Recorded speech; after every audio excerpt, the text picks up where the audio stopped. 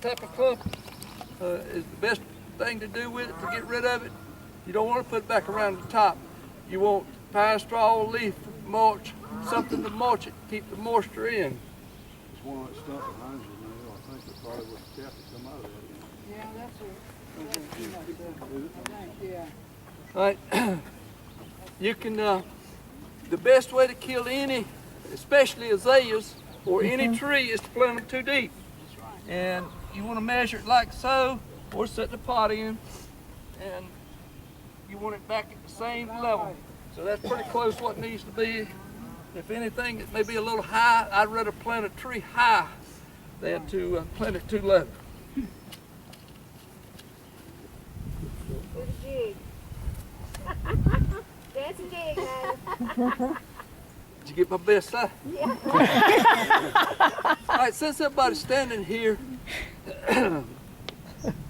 for the old timers, there was a gentleman out here, since his hog is the name of the weekend, Milton Hundley was good enough to get in touch with Dick Cartwright, who had the hog on a lease about 20 years ago.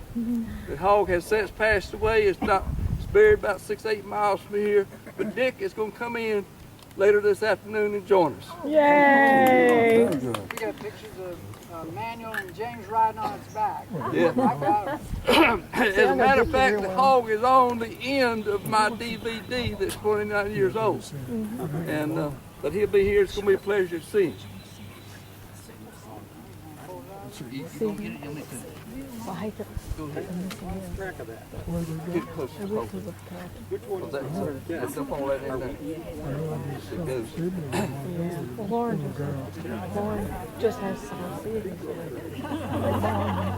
They come out there. Don't want it. That's just been repotted this year.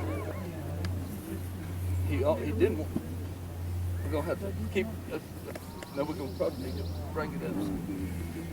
Go ahead and put all that in there. So who were its neighbors here? Anybody know? We got two nursery guys helping out. They know what to do. All right. Here's the sign. Bill, do you remember the $80? This is either a $60 or $80 plant. It has to be grafted for it to have the weeping effect to it. And you want to keep the graft above the soil. Yeah, definitely keep the graft above the soil line. And but this plant was donated by Pender Nursery out of Raleigh, North Carolina. So Save Wild Food, $80. And I've already written them a thank you note. Yeah. Thank you. I was thinking. So do you know what these trees used to be, the neighbors? Oak or poplar, I don't remember. I was here when they were here, but I don't remember. This camp is 52 years old, I think. Well, it opened in 1964. I'm a lifetime 4-H member. I worked at Millstone 4-H camp, and we just recently finished and dedicated a $1 million museum, no, $1.5 million museum down at Millstone 4-H camp. It's and Russell's here. The two of us built mainly Russell, a brick courtyard, 65 foot in diameter, with a 4-leaf clover in the center of it. And then we have let's give Russell a hand. And it is beautiful. If any of you ever get in the southern part of the state, it's in Richmond County, between the town of Ellaby, well, it's outside the town of Ellaby, but near Rockingham, North Carolina. We got a Rockingham up here, but that's Rockingham City down there. And 2 years ago, we almost didn't have this place. Yes, thank you for pointing that out. Yeah. That's a good point that we really ought to discuss with this group. There's an Eastern 4-H Center. We have another individual, Senator Mark Bass-Knight, who's retired now. He was very instrumental in getting state funds to get that camp built. We only have 3 4-H camps now. and one is Millstone, Eastern 4-H Center. Bessie Jeff Penn, as she said, they want to close this lovely facility. And the Also want to shut down the research station. anybody remember Rockingham County? Who's Rockingham?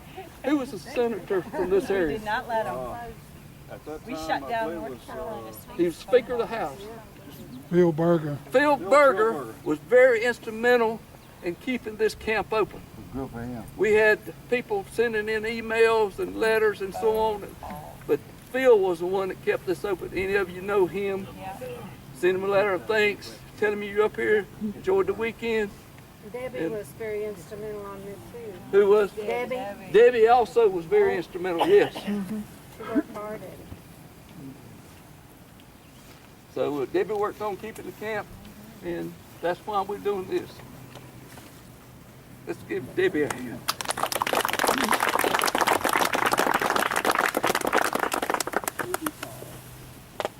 Probably don't mean much to most of you, but this is botanical name Latin, Cercis canadensis, Ruby Falls, weeping form with red, purple foliage, rose, purple blossoms before foliage emerges.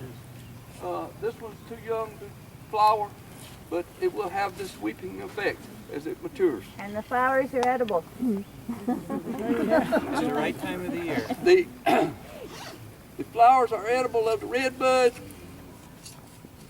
I've tasted several seed pods off red buds. I've not made them palatable, except you go to the parking lot in front of the Wagner building. There's a purple red bud that doesn't have the weeping effect. That seed pod is edible. I haven't had a chance to check it this weekend to see how many pods on it. There may not be none after the weekend. Somebody on the salad group might get them. Any questions? I think we need more volunteers for the salad group if you don't have a group. Last time I looked, I had 2 on the group, but we can get it done with that. Well, it'll really be 4, because I know Tim and James are going to be with me. But if anybody wants to volunteer to come help prepare the salad, I'd be glad to have you. Anybody got a question? Thank you for coming. I want that picture of you in the tree. And Bill needs to stand there too. Yeah.